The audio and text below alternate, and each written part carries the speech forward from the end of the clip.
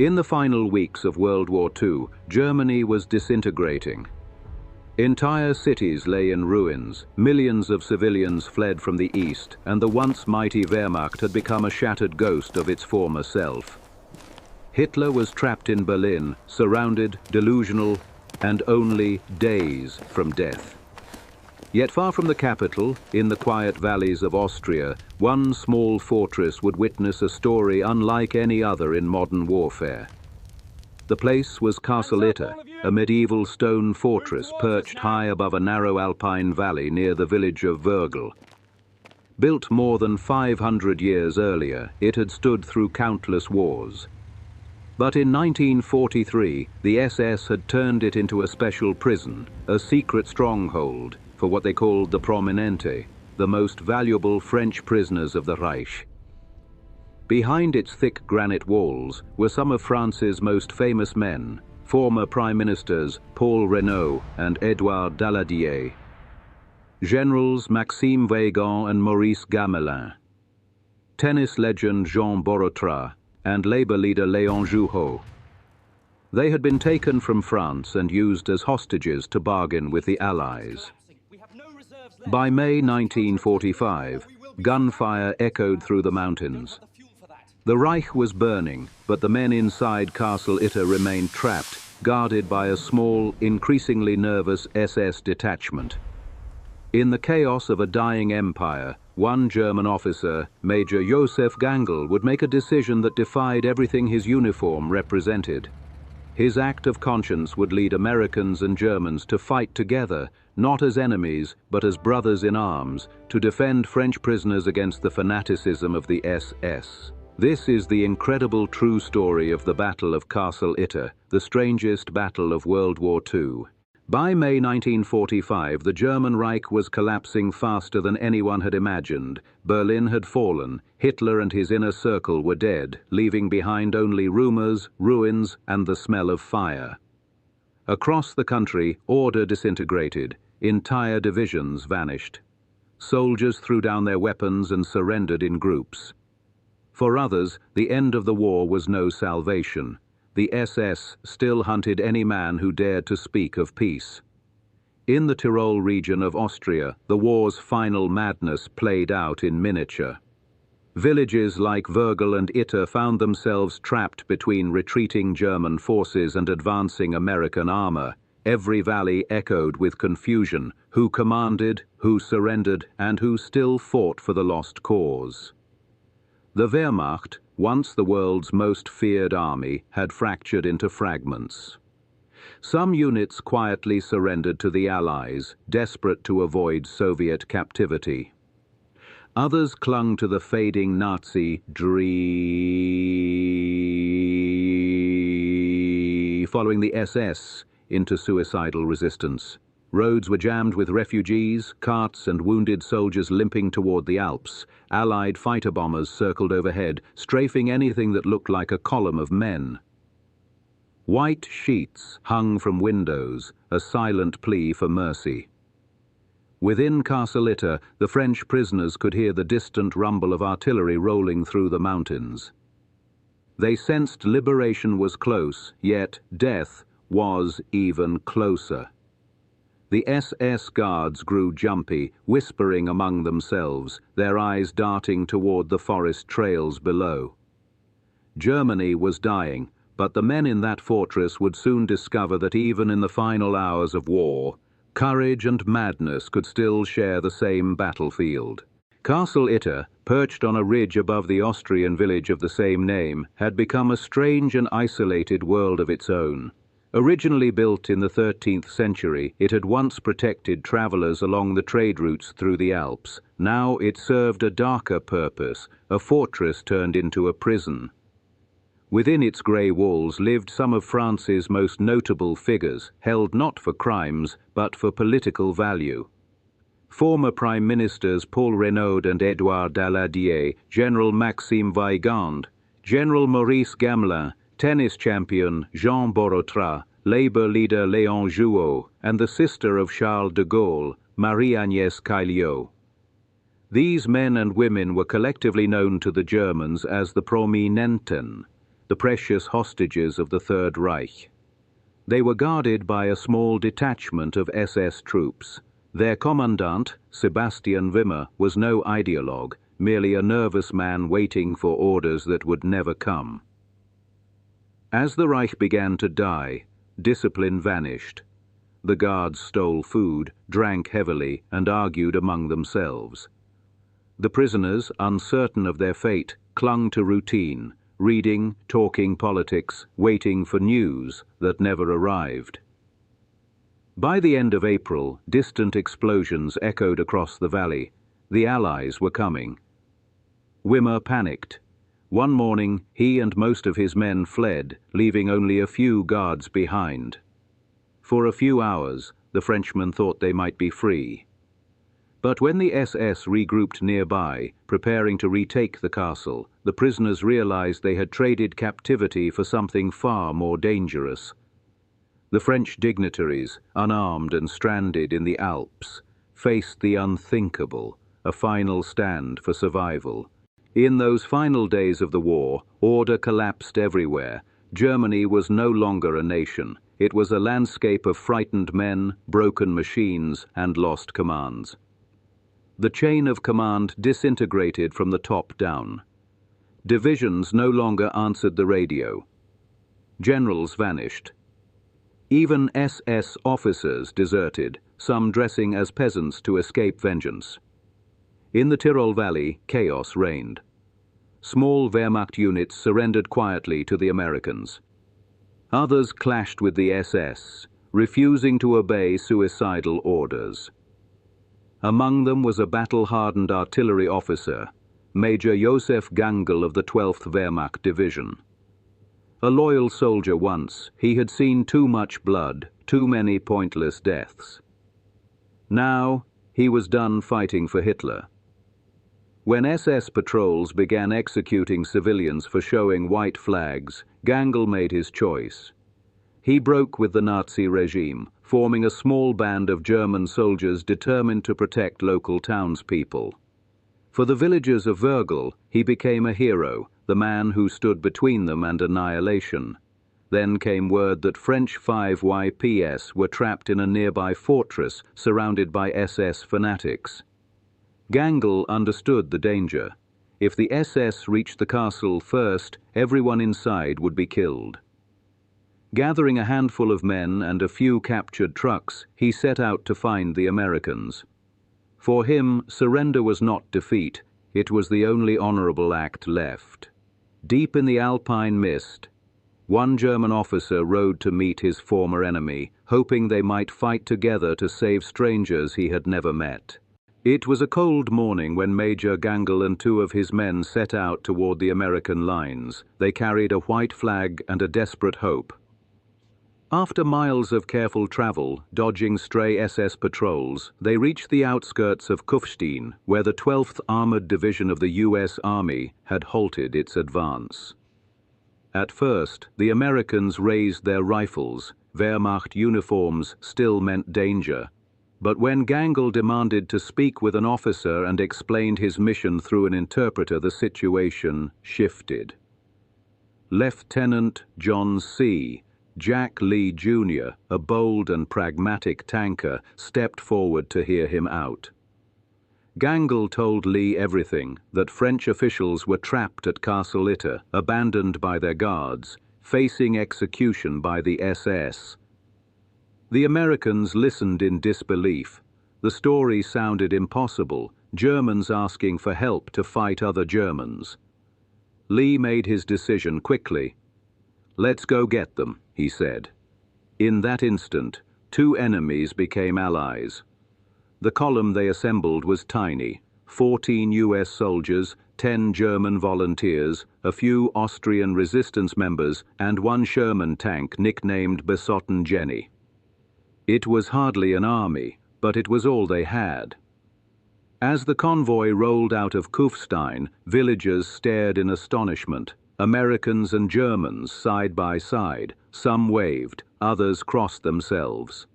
Ahead lay a medieval fortress filled with frightened prisoners and a fanatical SS force closing in from the woods.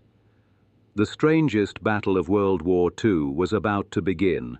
The road to Castle Itter wound through narrow valleys and across wooden bridges, hemmed in by cliffs and thick pine forests. Lieutenant Lee led the way, his Sherman tank grinding over the cobblestones, its engine echoing off the mountains.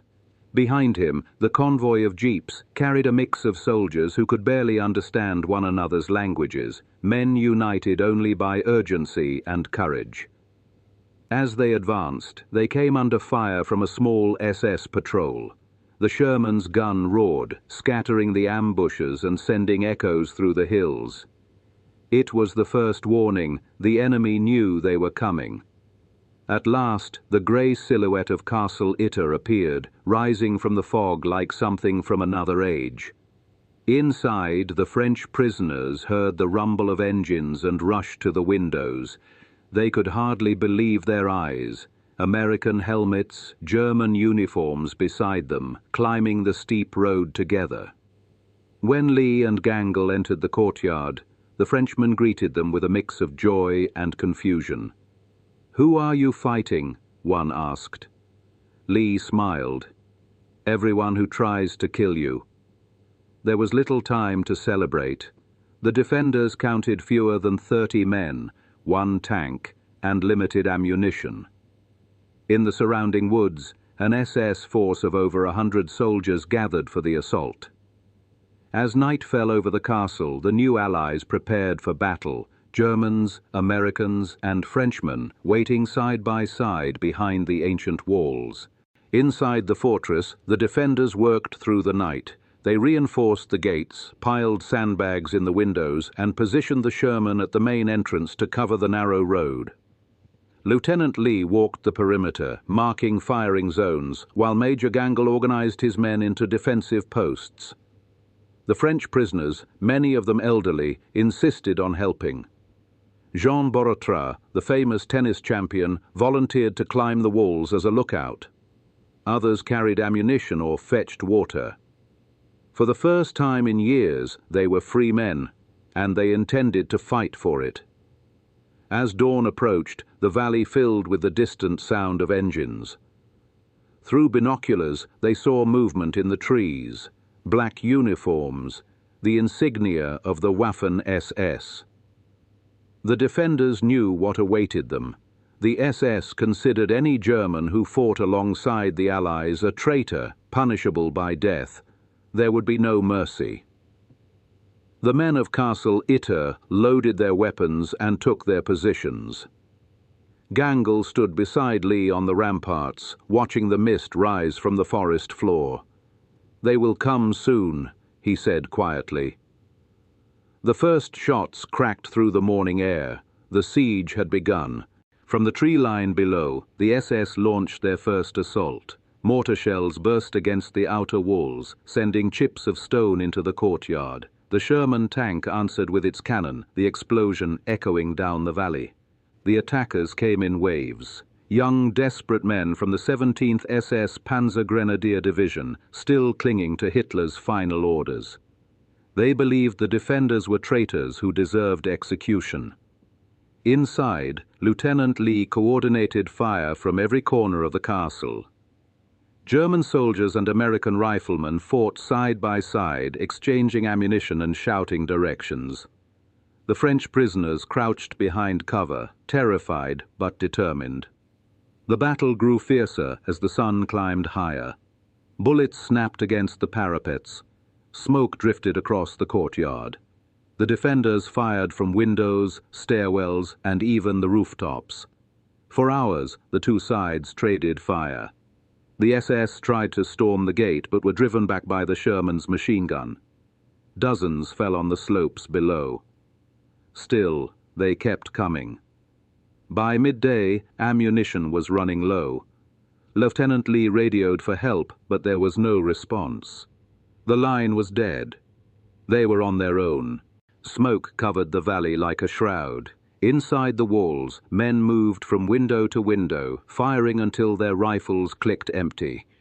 The SS had surrounded the castle on 3 sides, cutting off every escape. The Sherman tank, its barrel blackened from heat, became the linchpin of the defense. Each shot it fired blasted gaps into the forest line, forcing the attackers to retreat momentarily. Yet for every SS squad that fell, another took its place. In the chaos, communication broke down. Americans shouted over the noise. Germans yelled back in their native tongue, pointing and signaling. Somehow it worked. They fought as one unit, an army born from desperation, not allegiance. During a lull in the fighting, a French prisoner rushed forward with a captured rifle, taking position beside the defenders. Then another followed. Within minutes, the castle's former inmates were firing from the battlements, defending their lives with a ferocity no one had expected. Bullets chewed through the wooden doors, ricocheting across stone. Dust and smoke turned the air grey.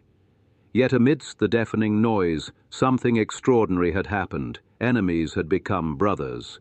The French prisoners, once symbols of prestige, now fought like common soldiers. Paul Reynaud, France's former prime minister, fetched ammunition for the gunners. Jean Borotra dashed between rooms under fire, carrying messages and checking positions.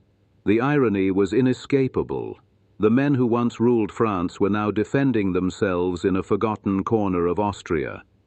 Lieutenant Lee marveled at their courage. "They're tougher than they look," he muttered, as bullets rattled against the stone walls. In the courtyard, Major Gangl moved from post to post, encouraging his men. His calm leadership held the fragile alliance together. When a German rifleman was hit, an American medic rushed to his side without hesitation. Outside the walls, the SS regrouped. Mortar shells exploded against the tower, sending shards of slate flying. One round struck the tank's treads, disabling Besotten Jenny. She was out of action, but her machine guns kept roaring. The defenders fought on, hour after hour, through smoke and fear. Somewhere deep inside them, a shared instinct had taken over, the will to survive and to protect one another, no matter what flag they had once served. By midday, the defenders of Castle Itter were running dangerously low on ammunition. The SS troops outside had regrouped and begun firing in coordinated volleys, their bullets clanging off the ancient walls like a steel rain. Inside, smoke, dust, and the acrid smell of gunpowder filled every room. The castle itself seemed to groan under the pressure of the bombardment. Lieutenant Lee moved constantly from post to post, shouting orders over the roar of gunfire. He refused to let panic take hold. "Hold your fire until you see them," he ordered. The defenders obeyed, conserving each round as if it were their last. In the cellar, wounded men lay on stretchers, Americans, Germans, and one Frenchman who had taken a bullet while trying to reload a rifle. A single medic tended to them all, using torn sheets as bandages. The walls shook with every explosion, plaster dust falling like snow.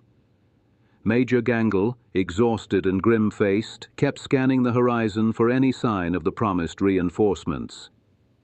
None came.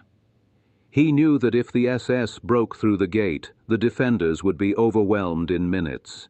But retreat was impossible. The French prisoners continued to fight alongside their rescuers. General Gamelin, too old to carry a weapon, moved through the rooms urging calm, while Borotra and Reynaud held the lines. For a brief moment, the chaos felt almost orderly, until the next mortar shell struck. The blast ripped through the upper wall, throwing debris across the courtyard. The Sherman tank's machine gun fell silent. A hit had jammed the mount. The men inside cursed, knowing that their strongest weapon was now crippled. Yet no one thought of surrender. Even surrounded, outnumbered and outgunned, the defenders of Castle Itter held their ground, because surrender meant death for them all. The battle had raged for hours, and the defenders were reaching their limit. Smoke hung thick in the air, and every man inside the fortress was covered in soot and sweat.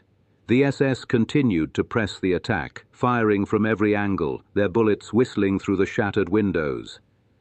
Each explosion shook the old stone walls, threatening to bring the entire structure down. Amid the chaos, Major Josef Gangl moved between positions, encouraging his men and checking the wounded. Though exhausted, his calm presence gave courage to everyone around him.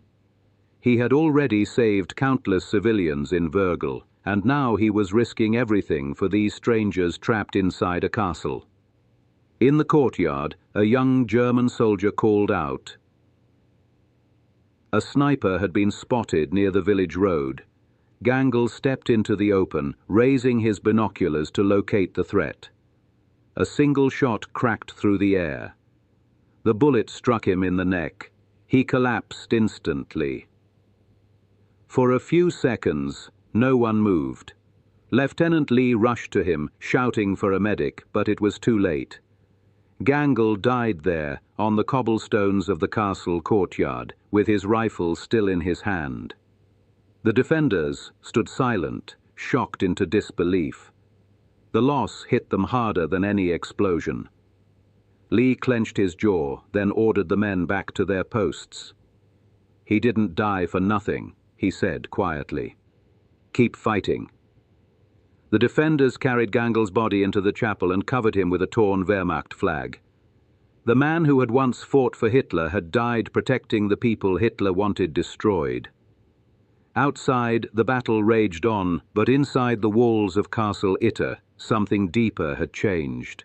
The birth of a fragile brotherhood forged in honor and sacrifice.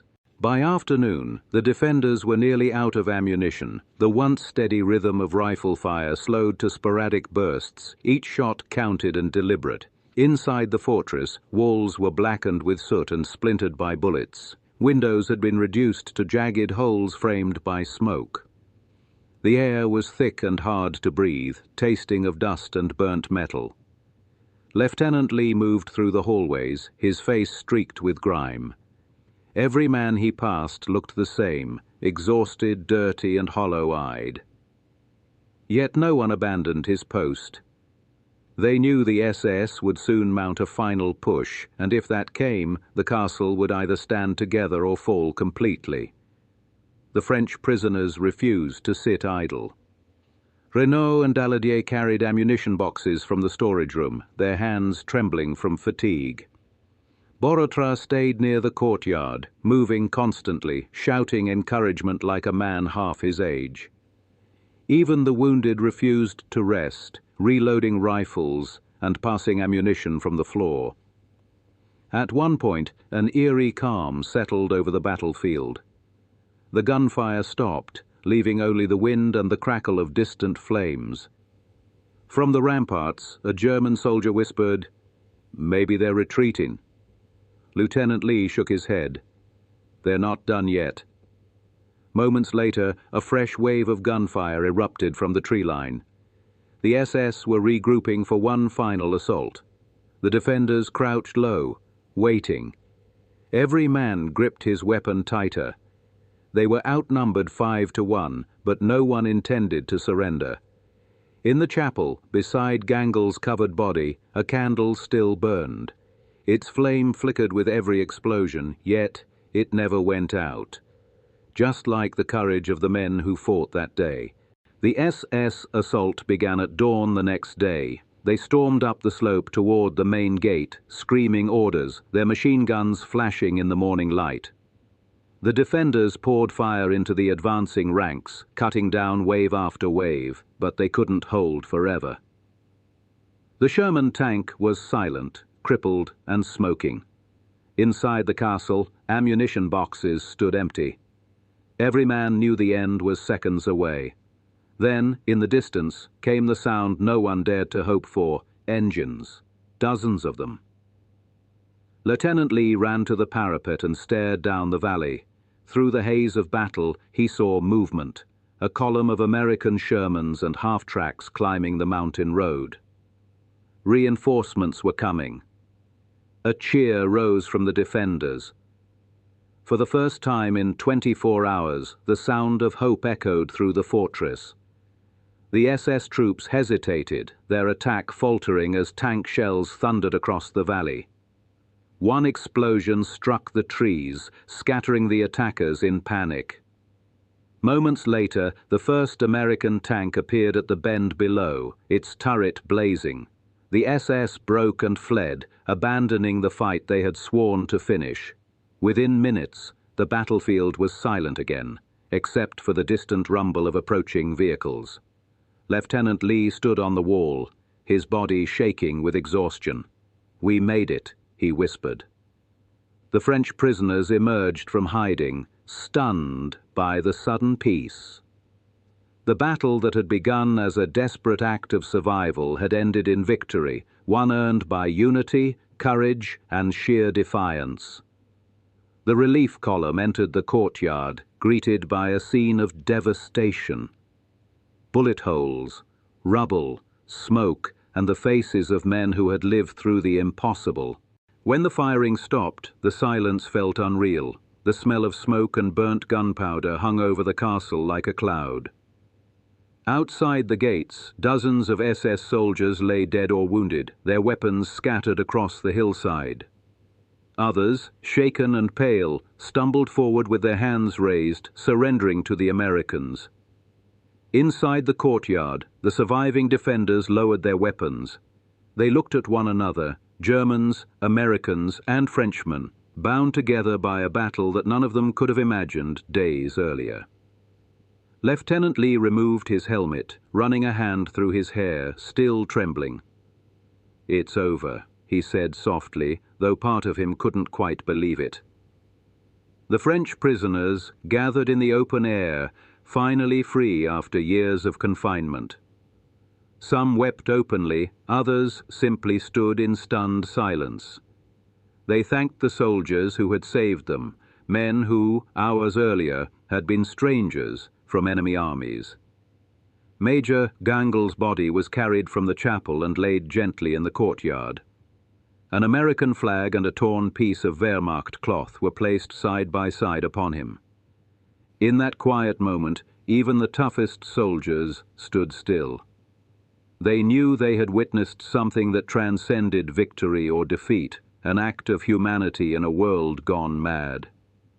As the sun rose higher over the Alps, the defenders began helping the wounded on both sides. The Battle of Castle Itter had lasted less than 2 days, but it left a mark far deeper than any ordinary fight. It was not just the last battle of the war in Europe. It was proof that even at the very end, men could still choose honor over hate. By midday, reinforcements secured the valley, and the last pockets of resistance vanished into the mountains. The war in Europe was effectively over. Days later, Germany would sign unconditional surrender, ending 6 years of global conflict. But for the men of Castle Itter, the meaning of victory was different, quieter, more human. Reporters arrived within hours, taking photographs of the castle and its defenders. The story spread quickly through Allied ranks. Americans and Germans had fought together against the SS. Few believed it at first. It sounded like a rumor born from chaos. But when the truth was confirmed, it became a legend. The French WWII were escorted to safety, greeted as heroes when they returned home. For them, the rescue felt almost divine. Salvation from the edge of certain death. Lieutenant Lee was praised for his leadership, though he downplayed his role. "It wasn't bravery," he said. "It was just the right thing to do." For the villagers of Wörgl, the battle left scars, but also pride. They built small memorials for the fallen, especially for Major Gangl, the German officer who had defied orders to defend civilians and strangers alike. His story spread through Austria as a symbol of courage in the face of tyranny. The castle itself stood battered but unbroken. Its walls were pocked with bullet holes, its gates shattered, but its spirit endured. In the ruins of war, Castle Itter became a monument not to power, but to the strength of conscience. Proof that even in the darkest moments of history, humanity could prevail. In the years that followed, Major Josef Gangl became a name remembered with quiet reverence in Austria. In Wörgl, the town he saved, a street was named after him, Josef Gangl Straße, and every May locals laid flowers in his honor. For them, he wasn't just a soldier, he was a symbol of what it meant to be human when humanity was almost lost. Gangl's decision to stand against the SS was a death sentence under Nazi law, yet he made it without hesitation. He saw beyond propaganda, beyond the lies of glory, and chose compassion. For that, he paid the ultimate price. His story spread slowly at first, whispered among survivors, then taught to children decades later as an example of courage without reward. Lieutenant Lee never forgot him. In interviews after the war, he spoke of Gangl with respect and sadness. "He was the bravest man I ever met," Lee said. "He died trying to protect people he didn't even know." Historians later described Gangl's actions as one of the few moments of moral clarity in the chaos of the Third Reich's collapse. In a war filled with betrayal, cruelty, and fear, his defiance stood out like a spark in the dark. Today, Castle Itter still stands as a silent witness. Its stone courtyard, once filled with smoke and gunfire, now echoes only with the sound of wind and birds. But beneath those stones lies the memory of a man who chose honor over obedience, and in doing so, helped write one of the last noble chapters of World War II. Decades after the battle, Castle Itter remains, overlooking the same quiet valley where it once echoed with the sounds of war. The walls still bear scars from bullets and shell fragments. Visitors who climb the steep road to its gates often feel a strange silence there. Not emptiness, but reverence. After the war, the castle passed through private ownership and periods of neglect. Nature reclaimed parts of it, vines growing across the outer walls. Yet history refused to fade. Journalists, historians, and veterans returned over the years to document the events that had taken place within those walls. For many, it felt almost unreal that in a conflict defined by hatred, this fortress had become a brief sanctuary of unity. Today, plaques and markers tell the story of that unlikely alliance. Tourists stand in the same courtyard where Germans and Americans once fought side by side, imagining the chaos that unfolded there. Some bring small flags or flowers, leaving them near the chapel where Gangl fell. The local villagers still tell their children about the day when enemies became brothers. For them, the battle is not just a story of war but of redemption. Proof that even when nations are divided, individuals can still choose what is right. As the sun sets behind the Alps, the castle glows in golden light, quiet and solemn. It stands not as a relic of destruction, but as a reminder that courage and humanity can endure even when the world seems lost. The Battle of Castle Itter endures not because of its size, but because of its meaning. It was a small skirmish, fought by fewer than 40 men, yet its message is far larger than the battlefield itself. It showed that courage does not belong to nations, it belongs to individuals.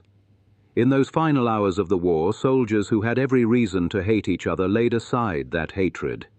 Americans who had lost friends to German bullets stood shoulder to shoulder with Wehrmacht veterans who had grown disillusioned with the lies of their leaders. The French prisoners, symbols of Europe's suffering, fought alongside both, proving that even after years of occupation and revenge, cooperation was still possible. The defenders of Castle Itter remind us that good and evil are not defined by flags or uniforms, but by choices. Each man who fought there had to decide what kind of person he wanted to be when the world was burning down around him. They chose decency, compassion, and honor.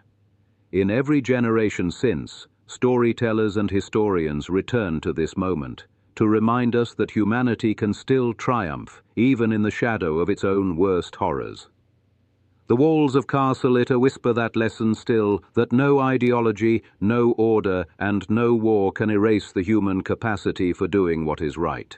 In the grand story of World War II, the Battle of Castle Itter is a footnote, a brief, almost unbelievable episode in the final days of a dying empire.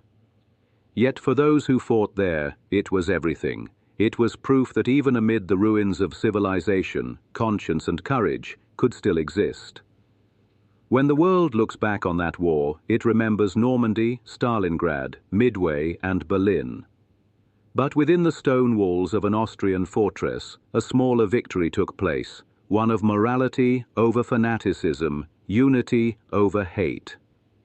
It is a story that refuses to fade because it speaks to something timeless. The men who stood together at Castle Itter did not fight for nations, they fought for people, for strangers, for dignity, for the idea that life itself was worth defending. Their victory was not measured in territory or medals, but in the simple fact that they chose humanity in a moment when humanity seemed extinct. As the years pass, and witnesses vanish, the legend remains. The castle still stands above the valley, its towers weathered but proud, watching the seasons change. And every spring, when the snow melts and the grass returns, the world is quietly reminded that there was once a day when enemies became allies, and in that fragile alliance they proved what it truly means to be human.